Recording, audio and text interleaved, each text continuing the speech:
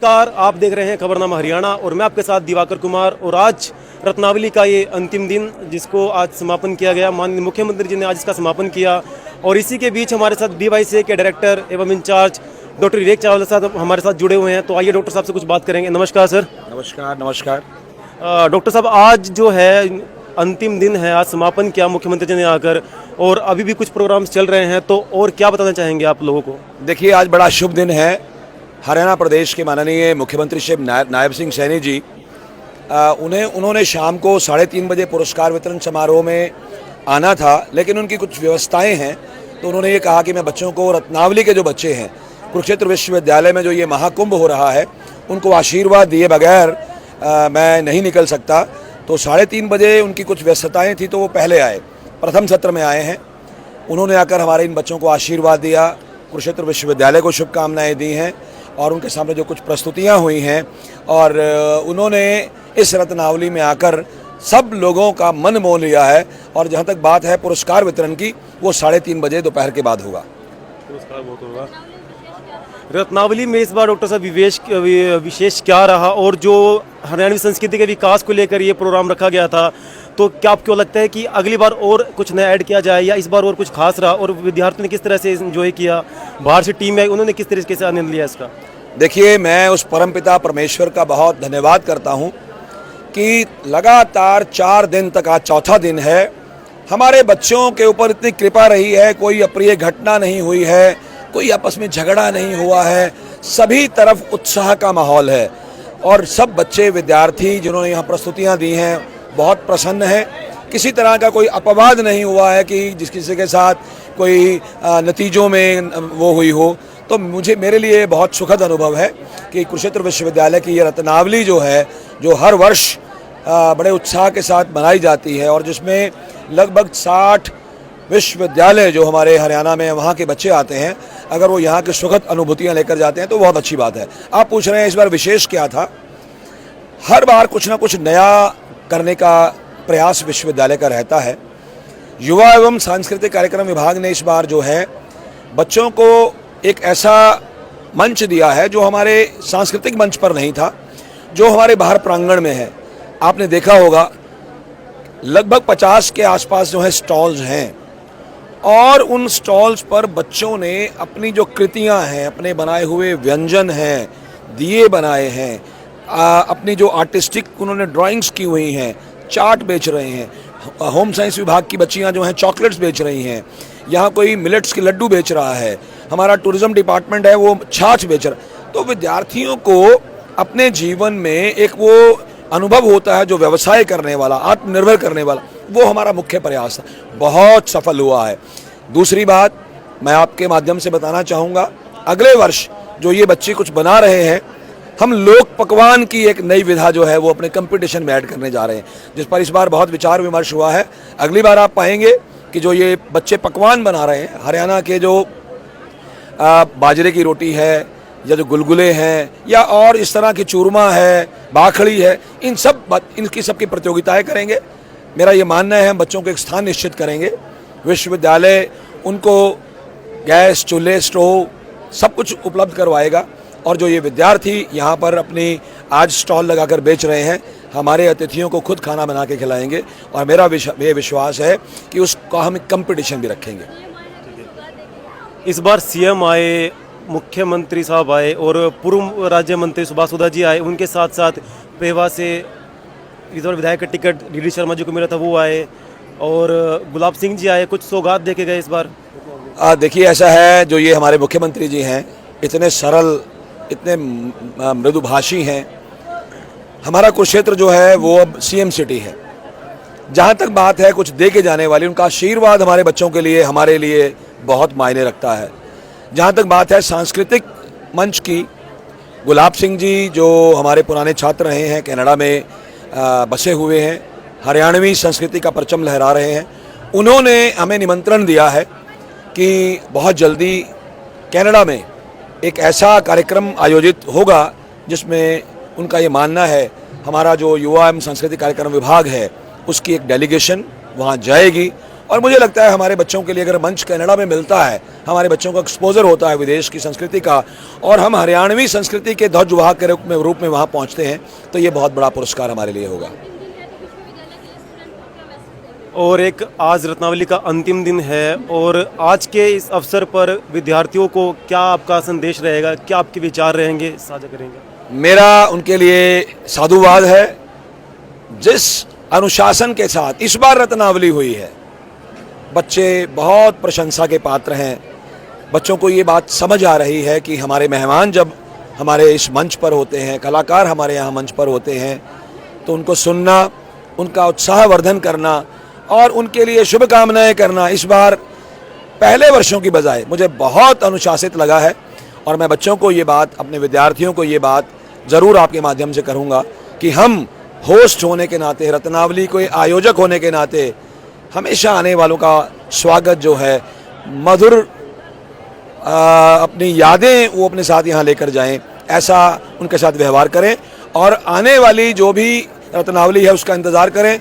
मैं आपके माध्यम से सारे श्रोताओं को आने वाले हरियाणा दिवस की शुभकामनाएं देता हूं, दीपावली की शुभकामनाएं देता हूं कि ये दीपावली हरियाणा वासियों के लिए, भारतवासियों के लिए, सारे विश्व के लिए कल्याणमयी हो। वो लोग अपने घरों में दिए जलाएं, खुशी मनाएं, आगे बढ़ें, स्वस्थ रहें, मस्त रहें।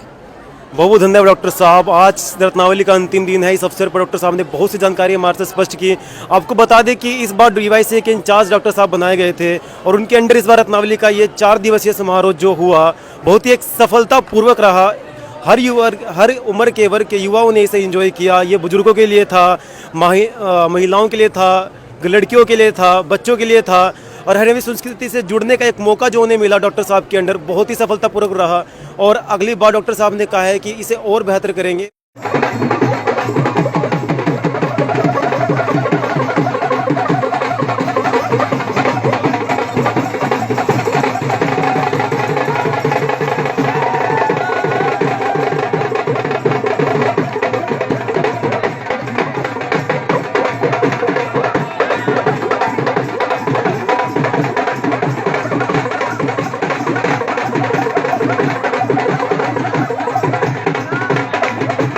मौजूद है हमारे साथ इस रत्नावली महोत्सव के वॉलंटियर जिन्होंने इस 4 दिवसीय राज्य स्तरीय रत्नावली महोत्सव में अपनी अहम भूमिका निभाई। आपको बता दें कि एक तरह से इस रत्नावली महोत्सव के कंधे थे, क्योंकि इनके बगैर ये कार्यक्रम अधूरा सा था और बहुत बड़ी भूमिका इस बार रहती है। तो आइए इनसे कुछ बात करेंगे। नमस्कार, नाम क्या है आपका? मेरा नाम अंकुश है सर। अंकुश है। तो किस तरीके से इस बार आपने एंजॉय किया, किस तरह से कार्य किया, कुछ अपनी एक्सपीरियंस या कुछ फीडबैक अपना शेयर करेंगे? तो सर हमारी सुबह 8 बजे ड्यूटी लगती थी और शाम के 10 बजे तक रखते थे। हमें स्टॉल ओपन करनी थी सुबह और शाम के टाइम क्लोज करनी थी। ठीक है, यही हमारा काम था सर। तो आप जैसे वॉलंटियर्स हैं तो किस तरीके से बनाई जाती हैं टीम में या कमेटियाँ, और आप किस कमेटी से या टीम से हैं? हर डिपार्टमेंट से बच्चे सर सेलेक्ट किए जाते हैं, फिर उनकी मीटिंग होती है, सीनियर टोल में उनकी मीटिंग की जाती है। उनमें से 30-40 बच्चे, उनमें से 10-15 बच्चे सेलेक्ट किए जाते हैं। रजिस्ट्रेशन कमेटी अलग है, हॉस्पिटलिटी कमेटी अलग है, स्टॉल कमेटी अलग है। सभी कमेटी के बच्चे वो अलग अलग छांटे जाते हैं, उनका सिलेक्शन किया जाता है। और फिर हमारी ड्यूटी से स्टॉल पे थी, हमने यार पर्दे लगाने जाके होते थे और हम पर्दे हटाते थे और सुबह हम लगाने रात को हटा देते थे। तो हमारा काम ये स्टॉल का जितने भी स्टॉल हैं उन पर किसी चीज़ की ज़रूरत हो, इलेक्ट्रिसिटी की ज़रूरत हो, या किसी को स्टॉल की ज़रूरत हो, या किसी को बैनर की ज़रूरत हो, हमारा काम होता था सर ये सारा। ठीक है। तो आप 4 दिन यहाँ पर रहे, जिसके साथ जुड़ के रहे, तो आपने क्या कुछ सीखा और क्या संदेश आप लोगों दूसरे युवाओं को देना चाहेंगे, लोगों को देना चाहेंगे? जलेबी खाई से 4 दिन में 4 बार। ठीक है। हाँ, एक नंबर की जलेबी थी सर, अच्छा रहा सर। एक नंबर का रियाज। ठीक है। आप कुछ साझा करेंगे इस 4 दिन रत्नावली मौसम में? आपने क्या कुछ देखा, क्या समझा, क्या जाना? 4 दिन में हमने बहुत कुछ सीखा यहाँ पे। यहाँ की जलेबी मस्त थी और चाट बढ़िया था, और वो क्या कहूँ हमने, चूरमा भी बढ़िया था। तो 4 दिन आप साथ थे, आपसे बेहतर इस रत्नावली महोत्सव को मुझे नहीं लगता कि इसने जाना होगा। तो आप कुछ साझा करेंगे कि आपने क्या कुछ इसमें कमी देखी जो पूरी हो सकती थी और अगली बार और बेहतर किया जा सकता है? कमी तो सर कोई मामला दिखे नहीं हमारे अकॉर्डिंग तो नहीं। हाँ, मामले तो जमा नज़ारे आ रहे, जी आ रहे, जमा पूरे हो रहे हैं, काचे कट रहे हैं जमा। ये भी तो कमी है नहीं कि मैं क्यों हमारा हिसाब तो जमा एक नंबर से चल रहा है सिस्टम। बाकी पिछली बार थोड़ा कम रहा है, की बार क्यों बच्चे दिवाली पर सारे घर बिक गए नहीं, जो यूनिवर्सिटी के बालक थे वे सारे घर बिक गए, तो इसका रस बहुत कम है थोड़ा सा। आज मुख्यमंत्री जी ने शिरकत करी थी और क्या विचार उन्होंने साझा किए और कैसे आपको लगा मुख्यमंत्री जी आए, उनके साथ पूर्व राज्य मंत्री हरियाणा सुभाष सुधा जी आए, गुलाब सैनी जी आए, उनके बारे में क्या कुछ? जिन बच्चों की वो परफॉर्मेंस थी ना, जो प्रतिभागी थे, जिनको वो ये नायब सैनिक सीएम है जो इन्होंने इनाम देने थे, लेकिन उनको कोई काम था, उन्हें कोई फंक्शन था, उनको हमने जाना था, तो उन्होंने हमारे वीसी सर को कहा कि भाई उनको प्राइज़ देंगे, इसलिए वो जल्दी चले गए थे जी। इसी के साथ साथ आज हमारे साथ एक बहुत ही खास मेहमान मेरे साथ यहाँ मौजूद हैं, जिनका पगड़ी बांधने के ऊपर बहुत ही हाथ तेज है। आपको बता दें कि इन्होंने छोटे मोटे मंत्रियों नहीं, राष्ट्रपति तक को पगड़ी बांधी हुई है। आज मुख्यमंत्री जी आए, आज साथ में राज्य मंत्री सुभाष सुधा जी आए, गुलाब सैनी जी आए, इन्होंने उनको पगड़ियाँ बांधी और पगड़ी बांधने में एक मुहारत जो उन्होंने हासिल की। तो आज हमारे साथ इसी के साथ मौजूद है हरिकेश पपोसा जी। नमस्कार सर, स्वागत है आपका खबरनामा हरियाणा में। बहुत बहुत धन्यवाद खबरनामा टीम का, और मैं रत्नावली में आप सभी का हार्दिक अभिनंदन करता हूं, स्वागत करता हूं।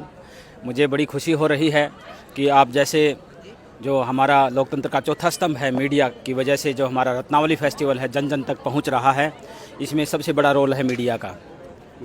रही बात रत्नावली की और रत्नावली में पगड़ी की, आप देख रहे हैं चारों ओर पगड़ी का बोलबाला है। पुराने काल से हमारे पूर्वज सिर्फ पगड़ी अपने सिर पे डालते थे, और आज ये क्रेज़ बच्चे बच्चे में आ गया। खासकर हम युवाओं की बात करें, और कल एक सोशल मीडिया पे एक फ़ोटो देख रहा था मैं किसी गुड़िया की, क्या फ़ोटो डाल रखी थी, मैंने उसमें शेयर भी किया लिख के उसके ऊपर, भाई इस फ़ोटो की वजह से हमारी पगड़ी की शान बढ़ रही है।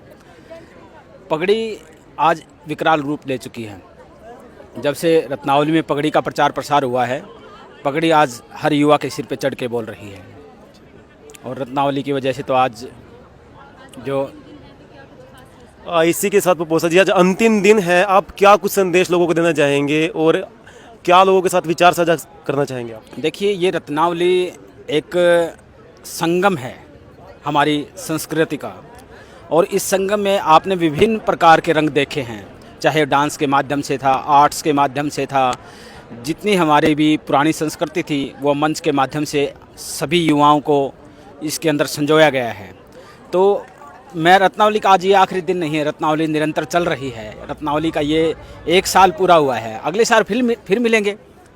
हमारे आदरणीय कुलपति प्रोफेसर सोमनाथ सचदेवा जी बहुत ही धनी संस्कृति के प्रति बहुत ही धनी सोच के व्यक्तित्व हैं, जो निरंतर संस्कृति और संस्कारों को आगे बढ़ाने के लिए कुरुक्षेत्र विश्वविद्यालय में प्रयासरत हैं। उनके नेतृत्व में डॉक्टर विवेक चावला जी डीवाईसी के निदेशक हैं, डॉक्टर गुरचरण जी डीवाईसी के उप निदेशक हैं, और पूरी टीम बड़ी निष्ठा, नियम और नियत तथा लगन से कार्य कर रही है। ठीक है, जैसे कि आपने बताया कि डीवाईसी के इंचार्ज एवं इस यूनिवर्सिटी का जो स्टाफ है, कुलपति सोमनाथ सचदेवा जी, इनके माध्यम से आपको हर वर्ष रत्नावली महोत्सव जुड़ने का मौका मिलता है। आप यहाँ पगड़ी बांधने का कार्य करते हैं, अपनी सेवा देते हैं, इसके ऊपर क्या कहेंगे, क्या इस तरह से धन्यवाद करेंगे सोमनाथ सचदेवा जी का, निदेशक डॉक्टर विवेक चावला जी का और गुरचरण जी का, जिन्होंने अपने नाम लिया? देखिए, मेरे लिए बड़ी सौभाग्य की बात है, मैं इस विश्वविद्यालय का एक छोटा सा कर्मचारी हूं, और जहां जहां मेरी ड्यूटी लगती है मैं अपनी ड्यूटी को बखूबी निभा रहा हूं। मैं आदरणीय कुलपति जी का, डीवाईसी के निदेशक प्रोफेसर चावला जी का, उपनिदेशक गुरचरण जी का विशेष तौर पर धन्यवाद करता हूं, जो मुझे इस रत्नावली में एक छोटा सा पार्ट बनाया। ठीक है, इसी के साथ एक प्रश्न ये कि इस बार बहुत से आपने युवाओं देखे होंगे रत्नावली को किस तरीके से जो है हरियाणवी संस्कृति को जानने का मौका मिला, और पगड़ी बांधने को लेकर युवाओं में कितना क्रेज था, कितने आपके पास बच्चे आए उत्साह के साथ आए, कितनों ने पगड़ियाँ बंधवाई? देखिए, आज क्रेज सर चढ़ के बोल रहा है। मैंने पहले भी बताया है, एक लड़की की फ़ोटो मैंने शेयर की। यहाँ हर कोई आता है, सिर्फ पगड़ी बंधवाना चाहता है। हम किसी को कोई भी प्रेशराइज नहीं करते, आते ही देखते हैं दूसरे के सिर पर पगड़ी अच्छी लगी है तो मेरे सिर पर भी लगनी चाहिए। आते हैं, आतुर हैं पगड़ी बंधवाने के लिए, और पगड़ी बंधवाते हैं लोग। तो इसी के साथ बहुत सी महत्वपूर्ण जानकारी पपोसा जी ने हमसे साझा की, और आपको बता दें कोई आम छवि नहीं है, बहुत ही एक हरियाणा के जो संस्कृति को बचाने के लिए बहुत ही आज एक अहम भूमिका बन चुके हैं, क्योंकि आपको बता दें कि हरियाणवी संस्कृति की जो जड़ें कमज़ोर होती जा रही है, उसको मजबूत करने का कार्य हरिकेश पपोसा जी कर रहे हैं। युवाओं को संस्कृति से जोड़ने का काम कर रहे हैं, पगड़ी का महत्व लोगों को बता रहे हैं। आपको बता दें कि यहाँ हर वर्ग के लोग यहाँ आते हैं, पपोसा जी से पगड़ी बंधवाते हैं। आम लोग ही नहीं, आपको मैंने शुरुआत में बताया था कि छोटे मंत्री से लेकर विश्वविद्यालय के प्रोफेसर एवं कुलपति सोमनाथ सचदेवा जी से लेकर महामंत्री, मुख्यमंत्री और राष्ट्रपति तक को इन्होंने अपने हाथों से पगड़ी बांधी है। तो पपोसा जी का इसके लिए बहुत बहुत धन्यवाद। और ऐसी तमाम जानकारी के साथ जुड़ रहे खबरनामा हरियाणा के साथ मैं आपका संवाददाता दिवाकर कुमार और कैमरामैन दीतू चौहान के साथ खबरनामा हरियाणा के लिए।